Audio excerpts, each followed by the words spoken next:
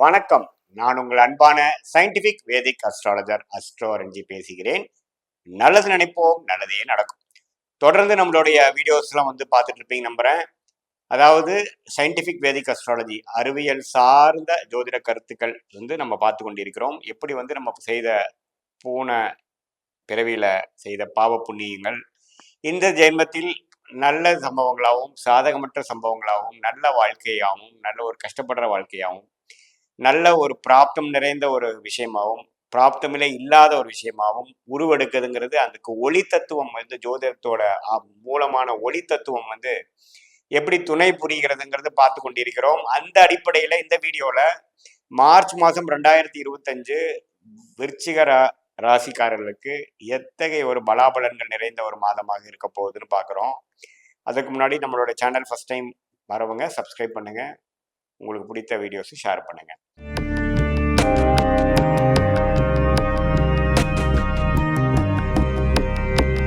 இப்போ பார்த்தீங்கன்னா ஆண்டு கிரகம் என்று சொல்லப்படுகிற குரு 7ஆம் இடத்திலே நீடித்திருக்கிறார். விருச்சிக ராசிக்கு எந்த மாற்றமும் இல்லை. சனி மாத காலத்தின் மார்ச் 29ஆம் தேதி உங்களுக்கு 4ஆம் இடத்து சனி அசாஸ்திர சனியாக இருந்த சனி 5ஆம் இடத்துக்கு மாறுகிறார்.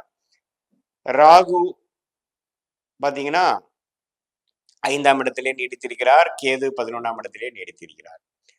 ஸோ இத்தகைய ஒரு ஆண்டு கிரகத்தில் சனி மட்டும் பார்த்தீங்கன்னா மாச கடைசியில் மாறக்கூடிய அமைப்பு. 5ஆம் இடம் என்று சொல்லப்படுகிற புத்திரஸ்தானத்துக்கு மாறுவது பார்த்தீங்கன்னா குழந்தைகள் விஷயமா, வாழ்க்கையில இருக்கக்கூடிய ஸ்டேட்டஸ், நமக்கு பிடிச்ச விஷயங்கள், காதல், உறவுகள், அது மாதிரி விஷயத்துல சில மாற்றங்களை, சில ஃபோக்கஸ், சில உழைப்பு இதெல்லாம் கொடுக்கக்கூடிய ஒரு காலகட்டமாக அடுத்த 2 வருஷத்துக்கு விருச்சிக ராசிக்காரர்களுக்கு பொதுவான பலன்கள் கொடுக்கக்கூடிய அமைப்புக்கு ஒருங்கிற ஒரு ஆரம்ப கட்ட ஒரு மாதமாக இந்த மார்ச் மாதம் இருக்க போகுதுங்கிறது தெரிஞ்சுக்கணும்.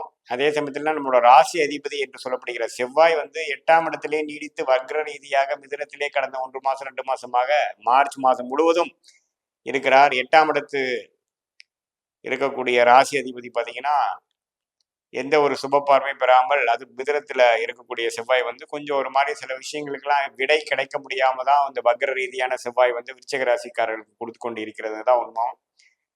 குழப்பங்கள், மனசுல குழப்பங்கள், உடம்பு கொஞ்சம் நம்ம சொன்னபடி கேட்க மாட்டேங்குது, உறவுகள்லையும் ஓரளவுக்கு என்ன பண்ண போறோங்கிறது இல்லை, கொஞ்சம் அவமானங்கள், சில சில விஷயங்கள் நமக்கே நம்ம பத்தி பிடிக்கலைங்கிற மாதிரி சில விஷயங்கள், அது மாதிரிலாம் கொஞ்சம் அமைப்புகள் கொடுக்கதான் செய்கிறது. அதே சமயத்துல சுக்கிரன், சூரியன், புதன்லாம் எப்படி இருக்குன்னு பார்க்கும் பொழுது சுக்கிரனும் புதனும் 5ஆம் இடத்திலே நீடித்திருக்கிறார்கள். அது கொஞ்சம் நல்ல விஷயங்கள், பிடிச்ச விஷயத்துல நம்ம ஆர்வம் பண்ணி கொஞ்சம் புத்தி தெளிவா சில விஷயங்களை யோசிச்சு பண்ணக்கூடிய அமைப்புகள் உண்டு. மாணவர்கள் நல்லா படிக்கக்கூடிய அமைப்புகள், கொஞ்சம் ஆர்வமா படிக்கக்கூடிய அமைப்புகள், மெமரி பவர் கொஞ்சம் இன்க்ரீஸ் ஆகக்கூடிய அமைப்புகள்லாம் கொடுக்குது. மாதத்தின் முதல் ஆஃப் பார்த்தீங்கன்னா சூரியன் 4ஆம் இடத்துல இருந்து 10ஆம் வீட்டு கனெக்ட் ஆகி தொழில்ல சில முயற்சிகள் எடுத்து வெற்றி பெறக்கூடிய அமைப்புகள் இருக்கு. அதுல சில நாட்கள் பார்த்தீங்கன்னா சனியோட சேர்ந்து சில தொழில் பாதிப்பு, அரசு ரீதியான பிரச்சனைகள், அப்பா ரீதியான சில விஷயத்துல கருத்து வேறுபாடுகள், அது மாதிரி சில விஷயங்கள் சில நாட்கள் மாதத்தின் முதல் ஃபர்ஸ்ட் 15 டேஸ் இருக்கக்கூடிய வாய்ப்புகள் இருக்கு. கவனமாக இருக்கணும். செகண்ட் ஹாஃப்ல பார்த்தீங்கன்னா சூரியனும் பார்த்தீங்கன்னா 5ஆம் இடத்துக்கு போறார். நல்ல விஷயம். ஏன்னா என்ன, புதன், சுக்கிரன், சூரியன் எல்லாமே ராகுவால் பீடிக்கப்படுகிறார். கொஞ்சம் டிஸ்டர்பன்ஸ் இருக்கும். குழந்தைகள் விஷயங்கள், உங்களுக்கு பிடித்த விஷயங்கள் எல்லாம் கொஞ்சம் கவனமா பார்த்து தான் சிலதெல்லாம் செய்ய வேண்டிய அமைப்புகள் இருக்கு. தப்பு இல்லை. பட் இருந்தாலும் 11ஆம் இடத்துக்கு கனெக்ட் ஆகக்கூடிய புதன் பார்த்தீங்கன்னா சில மேன்மைகளும் இது மாதிரி ஒரு மாதிரியான டைம்ல, டிரான்சிஷனரி டைம்ல, ஒரு கன்ஃபியூஷன் இருந்த டைம்ல ஒரு சில பெனிஃபிட்ஸும் கிடைக்கக்கூடிய அமைப்புகள் புதன் 11ஆம் இடத்தோட கனெக்ட் ஆகிறது கண்டிப்பாக கொடுக்கும். என்ன ஒரு சூரியன், புதன், சுக்கிரன்கிற 3 கிரகங்களும் ராகு கேதுகளோட சம்மந்தப்படும் பொழுது கொஞ்சம் சிலதில் கிளாரிட்டி இல்லாமல் இருக்கும். ஸோ புதிய முயற்சிகள் எடுக்கிறது, ஒரு வாழ்க்கைக்கு முக்கியமான சில முடிவுகள் எடுக்கிறது இந்த மாதம் கொஞ்சம் அவாய்ட் பண்ணிக்கிறது நல்லது. ஸோ அது மாதிரி அமைப்புகள் கொஞ்சம் விருச்சிக ராசிக்காரர்கள் கவனமாக இருக்கணும். பட் என்னதான் இருந்தாலும் ராசியை குரு பார்க்கறது ஓரளவுக்கு புத்துணர்ச்சியோடவும் எல்லா பிரச்சனைகளும் சமாளிக்கக்கூடிய ஒரு பலத்தையும் கொடுக்கும். இதுவரை சனி 10ஆம் பார்வையா ராசியை பார்த்து மந்தப்படுத்தி நெகட்டிவான சில விஷயங்கள் கொடுத்துட்டு இருந்தது பார்த்தீங்கன்னா அந்த மே 29க்கு மேல 5ஆம் இடத்துக்கு போய் ராசியை பார்ப்பதை தவிர்க்கப்படுகிறது. ஸோ ராசியை பார்க்காம 2ஆம் இடத்தை தான் பார்க்க போறாரு. ஸோ ஓரளவுக்கு மனம் புத்துணர்ச்சி பெறக்கூடிய அமைப்புகள் உண்டு. குறிப்பாக அந்த மாத கடைசியிலேருந்து கொஞ்சம் லேசினஸ்ஸு, கொஞ்சம் சோம்பேறித்தனம், முடிவெடுக்க முடியாத தன்மை, இது எல்லாமே கொஞ்சம் மாறி ஏப்ரல் மாதத்திலிருந்து கொஞ்சம் சுறுசுறுப்பா செய்யக்கூடிய அமைப்புகளுக்கு ஒரு மூலதனமான ஒரு ஃபவுண்டேஷனான ஒரு மாதமாக இந்த விருச்சிக ராசிக்காரர்களுக்கு மார்ச் மாதம் இருக்குதுன்னு தெரிஞ்சுக்கணும். பொதுவாக பெரிய முடிவுகள்லாம் கொஞ்சம் எடுக்காம கொஞ்சம் கிரவுண்ட் ஒர்க் பண்ணிக்கக்கூடிய அமைப்புகள் மட்டும் பார்த்துக்கணும். இல்லத்தரசிகளுக்கும் பார்த்தீங்கன்னா சுக்கிரனே வந்து உச்சம் பெற்று ராகுவோட சேரும் பொழுது சில பேர்த்துக்கு பார்த்தீங்கன்னா நல்ல ஒரு குடும்பத்தில் ஒரு சுபிக்ஷமான ஒரு விஷயங்கள் சிலதெல்லாம் வந்து ஒரு சுப விரயங்கள் செய்து ஒரு வீட்டை வசதிப்படுத்திக்கிறது அது மாதிரி பண்ணலாம். இளம் வயதினருக்கு வந்து காதல் கை கூடக்கூடிய அமைப்பு. ஏன்னா சுக்கிரனே 7ஆம் வீட்டு அதிபதியாக இருந்து ராகுவோட சம்மந்தப்படும் போது கொஞ்சம் அந்நியரோட சில பழக்கங்கள் வந்து நட்பு வந்து காதலாக மாறக்கூடிய அமைப்புகள்லாம் இருக்கக்கூடிய அமைப்புகள் உண்டு. ஸோ இதெல்லாமே ஒரு சாதகமான ஒரு அமைப்பு தான். ஸோ குருவின் பார்வை, சனியின் மாற்றம், ராகு கேதுவோட அமைப்பு, அப்புறம் இந்த மாத கிரகங்களோட அமைப்பெல்லாம் பார்க்கும் பொழுது ஓரளவுக்கு சாதகமாக இருக்கிறது.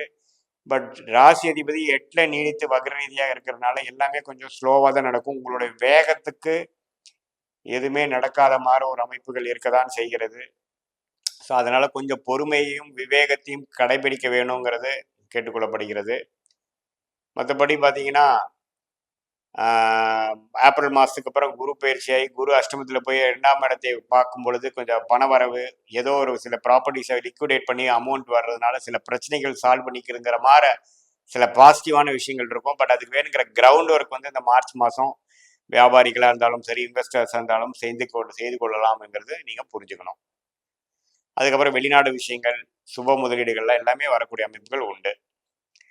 ஸோ இது பொதுவான பலன்களை தவிர உங்களுடைய ஜென்ம ஜாதகத்தில் உங்கள் என்ன லக்னத்தில் பிறந்தீங்க, என்ன தசாபுக்திகள் போய் கொண்டிருக்கிறது, தசநாதன் உங்களோட லக்னத்துக்கு என்ன ஆதிபத்தியம் பெறுகிறார், புக்திநாதன் என்ன ஆதிபத்தியம் பெறுகிறார், ஆட்சி உச்சம் நீச்சம்லாம் எப்படி இருக்கு, அது மூலமாக தான் உங்களுடைய கர்மா எப்படி செயல்படுதுங்கிறது பார்க்குறோம். அதோட இந்த கோச்சார அமைப்பு நம்ம பேசின இந்த ஆண்டு கிரகம் மாத கிரகத்தோட கோச்சார அமைப்பும் சேர்த்து பார்க்கும் பொழுது துல்லியமான ஷார்ட் டேர்ம் லாங் டேர்ம் நம்ம ஃபியூச்சரில் எப்படி வந்து வாழ்க்கையில் நம்மளுடைய வாழ்க்கை முடிவுகள் எடுத்து எப்படி நம்ம வாழ்க்கையில் ஜெயிக்க முடியும், எத்தகையமான ஒரு அமைப்புகள் காத்து கொண்டு இருக்கிறது அப்படிங்கிறது வந்து நம்ம துல்லியமாக ஜோதிடத்தில் பார்க்கலாம். இந்த வேத ஜோதிடத்தில் சயின்டிஃபிக் வேதிக் அஸ்ட்ராலஜியில் பார்க்கலாங்கிறது நீங்கள் தெரிஞ்சுக்கணும். இது வந்து ஒரு பொதுவான பலன்கள்ங்கிறது நீங்கள் தெரிஞ்சுக்கணும். மீண்டும் மற்றொரு காணொலியில் சந்திப்போம். நன்றி, வணக்கம்.